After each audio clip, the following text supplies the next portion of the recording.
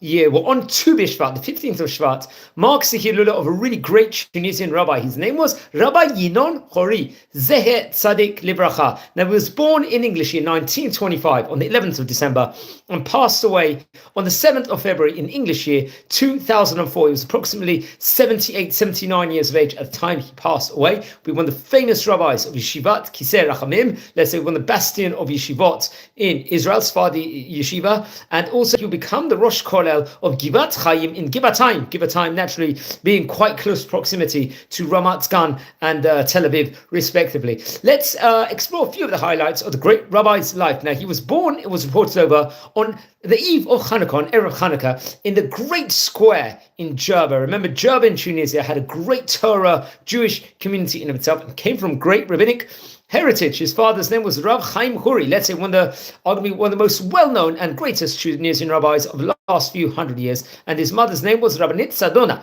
Interesting enough, I believe when he was 1 year old, I think that was naturally in the Hebrew, Hey Taf Resh Pei Zayin, his father was appointed the chief rabbi of Gabs and also of the Rosh Bet Din, Ab Bet Din, the head of the Jewish court in that place. That place is situated in the southern part of Morocco, and the family would actually go from Jerba to dwell over there. And I think when he was about 4 years of age, I believe, he was sent through his father to learn Torah in the area that he was born in Jerba, respectively. Over there was, I believe, if I'm not mistaken, his uncle lived there, or close family members in of itself, and he would learn under great rabbinic auspices in Jerba. Among the great rabbis include Rabbi Rachamim Chai Chayuta HaKohen, another great rabbi we've spoken about on various occasions in this series. He himself happened to be a head of Jewish court and a chief rabbi of Jerba, respectively, in his day.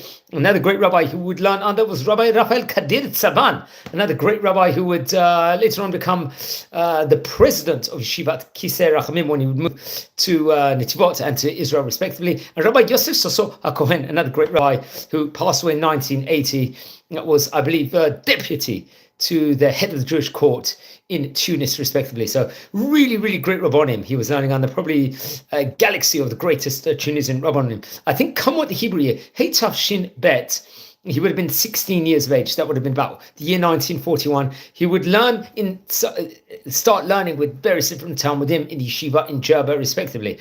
He would get married. I think his wife's Hebrew name was Yafa, if I'm not mistaken, from the family of Tribalsi, if I'm not mistaken. And after he got married, he would return to Gabs at that point in time, back in southern, say, Tunisia in of itself afterwards. I think obviously there was huge, exciting time. Many people would move to Eretz Yisrael after 1948, naturally, when there was establishment of the state, which was around that period of time. And he would help the Jewish community of Jerba and the surroundings areas in those areas to actually make Aliyah move to Israel in of itself. And I believe it happened to be in the Hebrew year, Heitah Shin Yud, where he would actually make that move with the community in of itself, and which was obviously a very, very exciting time period.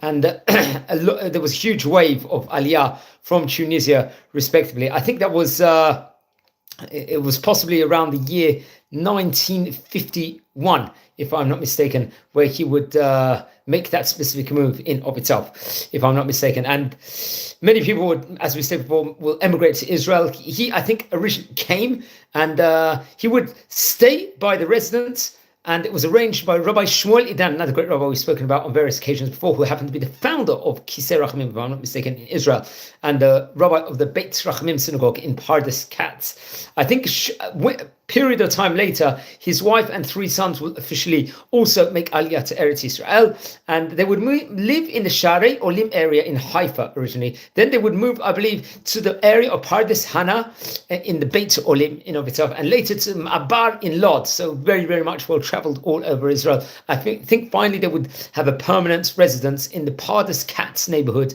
in Bnei Brak, where I believe he would live until he passed away in the year 2004. Remember, that is close proximity to the Yeshivat Kisei Rachamim, great Tunisian rabbi in Bnei Brak. He would teach studies a lot for many, many years. He would serve as a teacher. He was expert within regards to Hebrew grammar and literature in of itself. I think one of the schools he would teach was a Sha'ari Yishuv, if I'm not mistaken. And Rabbi Meir Mezuz would encourage him to become a rabbi inside Yeshivat Kisei Rachamim.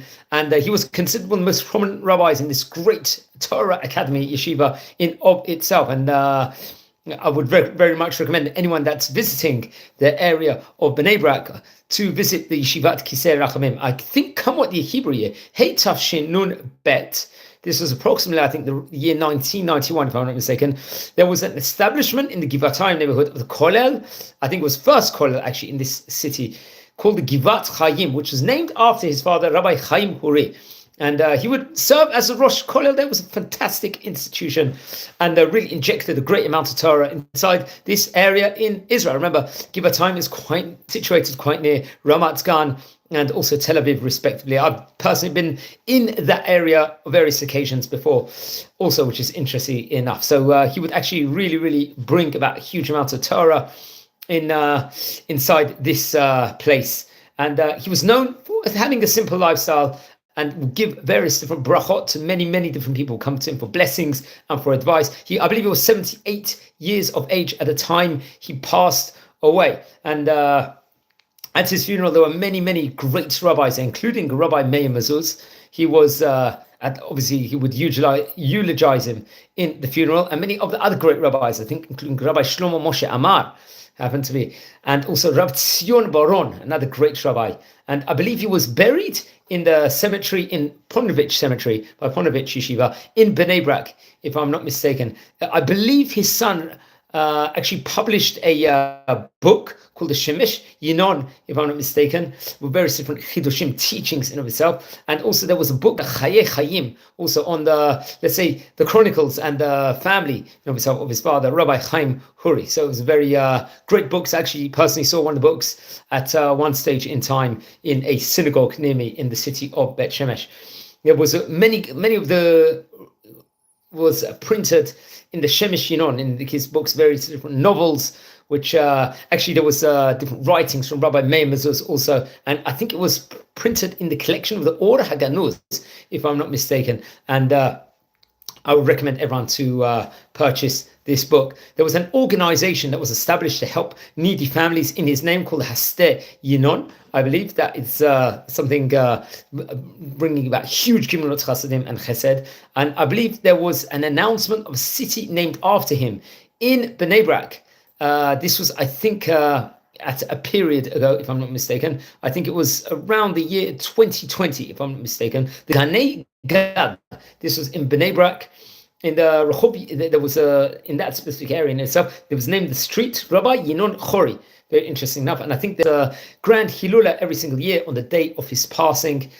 In various different foundations actually make about where people will learn Torah and say blessings in his memory and do Siyum Masechtot. But he passed away, it was 21 years ago from the time of recording. He was one of the great Tunisian rabbis, especially during the 1900s, respectively, and would be one of the great rabbis of Kisei Rachamim Yeshiva, and was just a huge part of Israel and the different various areas of great Torah. So please don't forget to light candles in his memory. We're a community, friends. We're learning about the great Sephardi, Oriental, Edut Mizrach Rabbanim of yesteryear. We've already covered about 750 great Rachamim of yesteryear. Please don't forget to subscribe to the channel. If you feel anyone will be interested in watching any of these videos, please share the videos to people that will be interested also. And wishing you all well and have a great day.